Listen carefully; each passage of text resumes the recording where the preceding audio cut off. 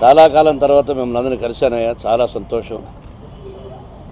But ఇటువంటి అకేషన్కు కలుస్తాను అనుకోలేదు. ఇది మంచి అకేషనా, కాంట్రవర్షియల్ అకేషనా అన్నది నాకు తెలియదు. కానీ భారత పౌరుడుగా, భారతదేశంలో పుట్టిన బిడ్డగా, ఒక హిందువుగా మనసు ఆవేదన పడితే ఆ ఆవేదన తెలియజేయడానికి మిమ్మల్ని అందరినీ పిలిపించాను.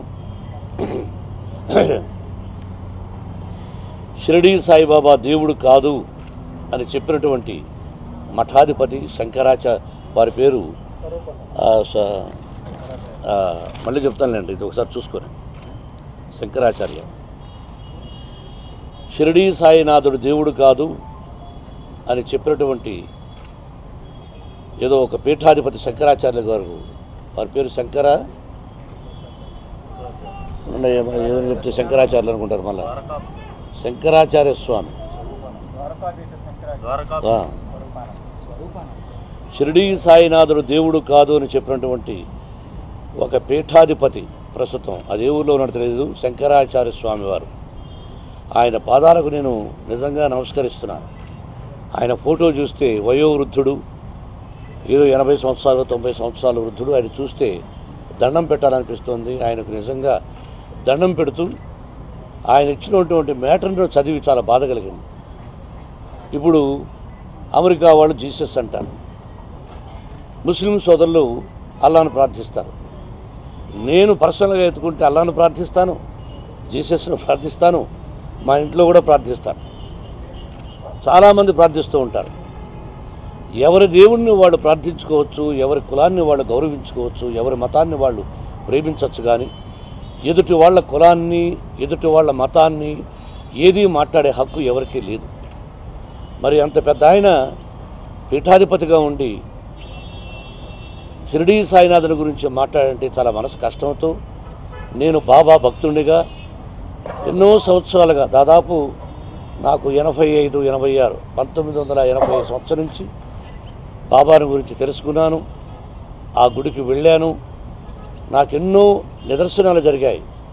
అక్కడికి పోయి బాబా దగ్గర ఏడ్చుకున్న సంఘటనలు ఉన్నాయి. ఎన్నో అసలు చెప్పుకోలేనటువంటి సంఘటనలు మంచివి జరిగాయి. కాబట్టి ఇక అటువంటి బాబా నాకే కాదు చాలామందికి జరిగాయి. నేను చాలామందికి చెప్పాను, షిరిడీ సాయినాథుని వెళ్ళి కొలవండి, మీకు మంచి జరుగుతుందని. కాబట్టి ఎంతోమంది వెళుతున్నారు. నా సినిమాలో కూడా ఎన్నో సందర్భాల్లో పెట్టాను బాబాని గురించి. అటువంటి బాబాని ద్వేషించడం అనేది నాకు ఒక బాబా భక్తుడుగా మనసు చాలా కష్టంగా ఉంది. ఎందుకంటే ఆయన మాంసం తింటాడని, ఏదో విదేశీ వాళ్ళ కుట్ర అని, విదేశీ వాళ్ళకి ఏం పట్టింది కుట్ర అని, ఎవరికి కుట్ర లేదు. హిందూ ముస్లిం బాయ్ ఎలా అనుకుంటామో ముస్లిం సోదరులు కూడా వెళుతున్నారు బాబా గుడికి. కానీ దానికి కూడా ఆయన ఏదో కాంట్రవర్సీ చెప్పాడు. కాబట్టి మీరు కూడా ఇంతటితో మానేసి అటువంటి వ్యక్తులకి ప్రచారంలోకి తీసుకురావద్దని కోరుకుంటున్నాను. మీడియాను కూడా ఈ రోజుతో ఫుల్ స్టాప్ పెడదాం. కొంతమంది మతి చలించి మాట్లాడతారా, మతి భ్రమించి మాట్లాడతారు తెలియదు. కానీ అయినా పెద్దరికాన్ని గౌరవిస్తూ ఇటువంటి వ్యాఖ్యలు చేయకూడదని, బాబాని గురించి ఆయనతో ఎప్పుడైనా సన్నిహితం ఉందా, ఆయనతో కలిసిమెలిసి తిరిగాడా, ఆయన మనం ఎలా చదువుకున్నామో ఆయన కూడా చదువుకో ఉంటాడు. నేనైతే బాబాను చిన్ననాటి వాళ్ళు, ఆయన తరతరం ఎవరున్నారో కూడా అవన్నీ కూడా చూసి వాళ్ళందరితో నాకు అనుభవం ఉంది. ఎవరు కూడా బాబాను గురించి, షిరిడీ సాయినాథుని గురించి చెడ్డగా చెప్పలేదు. కాబట్టి షిరిడీ సాయినాథుని భక్తులు చాలామంది నాకు ఫోన్లు చేశారు, మోహన్ బాబు గారు ఇటువంటి విషయాల్లో మీరు స్పందించాలి, ఎందుకంటే మీరైనా చెప్పండి, మా మనసంతా బాధగా ఉంది, మీరు చెప్తే ఎవరు వినరు, మీరు చెప్పాలి బాబా భక్తుడుగా. అంటే నేను బాబాను ప్రేమించే భక్తుడుగా, మా ఇంటిల్లపాది ప్రేమిస్తున్నాం. కాబట్టి ఆ బాబా నిజమైన దేవుడు. నాకు తెలిసినంత వరకు ఈశ్వరుని రూపం ఆయన, ఈశ్వరుని అంశం. నేను ఈశ్వరుని వరాన పుట్టాను, అలాగే బాబా కూడా ఈశ్వరుని అంశం అంటారు. కాబట్టి అటువంటి దేవుని గురించి నానా రకాలుగా మాట్లాడొద్దని ఆ పెద్దలందరికీ చెప్తున్నాను. ఇంతటితో ఫుల్ స్టాప్ పెట్టండి. బాబా ఏమి తింటాడని ఇతనికి ఎవరికి తెలుసు? అసలు ఆయన ఏమి తింటాడో?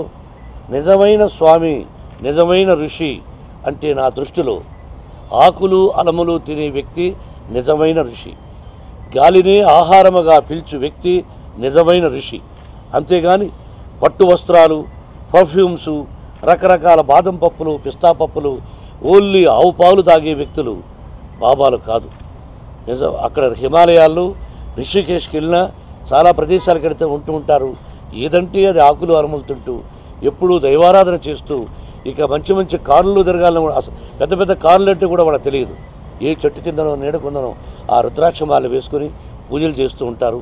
అటువంటి వాళ్ళు నిజమైన స్వాములు. కానీ ఈ చాలామంది ఎక్కువ శాతం పీఠాధిపతులు అంటే వాళ్ళందరూ కూడా ఎటువంటి వాళ్ళు మీకు తెలుసు. కాబట్టి ఎవరి మాటను నమ్మద్దండి. షిరిడీ సాయినాథుని ప్రేమించిన వాళ్ళు, ఆ గుడికి వెళ్ళిన వాళ్ళు, ఇంతకుముందు వెళ్లకుండా ఉండేవాళ్ళు కూడా బాబాను దర్శించుకోండి, మీకు మంచి జరుగుతుంది అని సవినయంగా వారి పాదాలకు మరొకసారి నమస్కారం చేస్తూ మీ పెద్దరికాన్ని కాపాడుకోమని ప్రజలను తెలియజేస్తున్నాను. ఆయనకి ఎలా తెలుసు? వారికి చూశాడా? ఆయనతో సన్నిహితం ఉందా? చెప్పండి. ఇప్పుడు భారత భాగవత రామాయణాలు కొంతమంది నిజాలంటారు, కొంతమంది అసత్యాలు అంటూ ఉంటారు. అది మీకే తెలుసు. శ్రీరామచంద్రుడి గురించి కూడా కాంట్రవర్సీలు ఉన్నాయి. రకరకాల దేవుళ్ళ గురించి కాంట్రవర్సీలు ఉన్నాయి. హిందువులు మనం మాట్లాడకూడదు. మనం భారత భాగవత రామాయణాలను గౌరవించాలి. అందులో ఉన్న వాళ్ళ దేవుళ్ళుగా భావిస్తున్నాం, మనం పూజించాలి. కాంట్రవర్సీ వాళ్ళ జోలికి వెళ్ళకూడదు. రాముడిని చూసిన వాళ్ళు ఎవరైనా ఉన్నారా? సీతాదేవిని చూసిన వాళ్ళు ఉన్నారా? ఈశ్వరుని చూసిన వాళ్ళు ఉన్నారా? వెంకటేశ్వర స్వామిని చూసిన వాళ్ళు ఉన్నారా? మన అమ్మా నాన్న చెబితే మనం ప్రార్థిస్తున్నాం. అలాగే వారికి ఏం తెలుసు ఆయన ఏమి తింటారో ఏమిటన్నది? అది కేవలం ఆయనకి ఏమైనా పాపులారిటీ ఒక పత్రికల్లో టీవీలో కనిపించాలని ఉద్దేశం ఉందేమో, కానీ అలా అది కరెక్ట్ కాదు. వారికి తెలుసా? ముస్లిం సోదరులు కూడా బాబాను ప్రార్థిస్తున్నారు. నాకు తెలిసిన ముస్లిం సోదరులు ఎంతోమంది ప్రార్థిస్తున్నారు. వారికి తెలియకుండా చెప్పారు ఆ మాటలన్నీ కూడా. పోరాటం ఏముంటుంది బ్రదర్? ఎవరి కర్మకు వాళ్ళే అని వదిలేస్తాం. దీనిలో పోరాటం ఏముంటుంది? ముందు మన జీవితాలు చూసుకుందాం, మన బ్రతుకులు చూసుకుందాం. భగవంతుడు నాకు ఇచ్చిన నటనేమిటి దాన్ని చూసుకుందాం. దేని గురించి పోరాడాలో దాని గురించి పోరాడదాం. వీటన్నిటి గురించి టైం వేస్ట్ చేసుకోకూడదు. ఇదే ఎక్కువ టైం. కాకపోతే బాబాను గురించి చెప్పిన మాటలు మనసుకు కలత చెంది నేను చెప్తున్నాను. ఎప్పుడో చెప్పాను, జీవితం దేవాలయం లాంటిది కాదు, యుద్ధభూమి వంటిది అని ఖండేకర్ చెప్పాడు. అలాగా దేని గురించి పోరాడాలో దాని గురించి పోరాడదాం. దీని గురించి ఎన్నో సమస్యలు మనకున్నాయి. ఆ సమస్యల గురించి నిదానంగా మాట్లాడుకుందాం. నిన్ననే సాక్షి దినపత్రికలో అద్భుతమైన ఇంటర్వ్యూ చెప్పింది పాప. ప్రతి ఓడు నేను గర్వించాను నా బిడ్డ ఇంత ధైర్యంగా చెప్పగలిగిందని. దానిలో అద్భుతమైన మాట ఏంటంటే, పిల్లలు లేకుండా ఉంటే భార్యాభర్తలకు మనస్పర్ధలు వస్తాయి, కలహాలు వస్తాయి, విడిపోయినటువంటి కుటుంబాలు ఉన్నాయి, ఎన్నో ఉన్నాయి సంఘటనలు. భార్యాభర్తలకు బిడ్డలు లేకపోతే, బిడ్డలు లేనంత మాత్రాన భార్యాభర్తలు విడిపోకండి. బిడ్డలు లేనంత మాత్రాన భార్యాభర్తలు విడిపోకండి, దానికి సొల్యూషన్ ఉంది అని పాప ఏదైతే చేయించుకున్నదో దాని గురించి ప్రజలందరికీ తెలియజేసింది. ఇది ఒక మంచి సందేశంగా నేను భావిస్తున్నాను. నిజాన్ని నిర్భయంగా చెప్పగలిగిన కుటుంబం నాది. ఫెయిల్యూర్ను ఫెయిల్యూర్గా యాక్సెప్ట్ చేయాలి, సక్సెస్గా యాక్సెప్ట్ చేయాలి. లేకపోతే సక్సెస్ను గురించి విర్రవీగి ఫెయిల్యూర్ను గురించి చెప్పకపోవడం అసమర్థుల లక్షణాలు. నా బిడ్డలకు నేను నేర్పించాను నీతిగా, న్యాయంగా, ధర్మంగా. ఇన్ని సంవత్సరాల నుంచి ఉన్నది ఉన్నట్టు చెప్పమని. ముందు పాపకు నేనే వద్దని చెప్పాను. ఎందుకు తల్లి, ప్రజలు ఎందుకు తెలియజేయాలి? ఎవరి కుటుంబంలో ఏం జరుగుతుందో మనం అడుగుతున్నావా? ప్రతి కుటుంబంలోనూ ఎన్నో రకరకాలుగా సమస్యలు ఉంటాయి. మనకెందుకు అవి? మన వల్లైన సహాయం మనకు తెలిసిన వాళ్ళకి సహాయం చేద్దాం. మనకేదైనా ఉంటే మనకు కావాల్సిన వాళ్ళు చేస్తారు. మన ఇంట్లో విషయాలు బయట చెప్పడం ఎందుకు అన్నాను. లేదు డాడీ, 10 మందికి చెప్పడంలో ఎంతో మంచి ఉందని చెప్పింది. తను చెప్పింది, శభాష్, చాలామంది బ్రహ్మాండంగా చెప్పిందన్నారు. సంతోషం. నిజంగా నాకు తెలియదు బ్రదర్. వీధిలో కట్టుకుంటున్నారని డబ్బులు వసూలు చేస్తున్న సంఘటన నాకు తెలియదు. నేను కేంద్రీకరించవలసిన విషయాలు చాలా ఉన్నాయి. ఇది చాలా భయంకరంగా మనసుకు కష్టాన్ని కలిగించే విషయం కాబట్టి చెబుతున్నాను. అటువంటి కాంట్రవర్సీకి నేను వెళ్ళను, అక్కర్లేదు కూడా. సినిమా పరిశ్రమకు పెద్దలు ఎవరంటే ఇప్పుడు దాసనారాయణరావు గారే. ఆయన ఏదైనా ఉంటే మాట్లాడగలిగిన వ్యక్తి. మిగతా వాళ్ళందరూ ఎక్కువ శాతం స్వలాభం కోసం చూస్తుంటారు. ఆయన ఎక్కువ స్వలాభం చూడడం.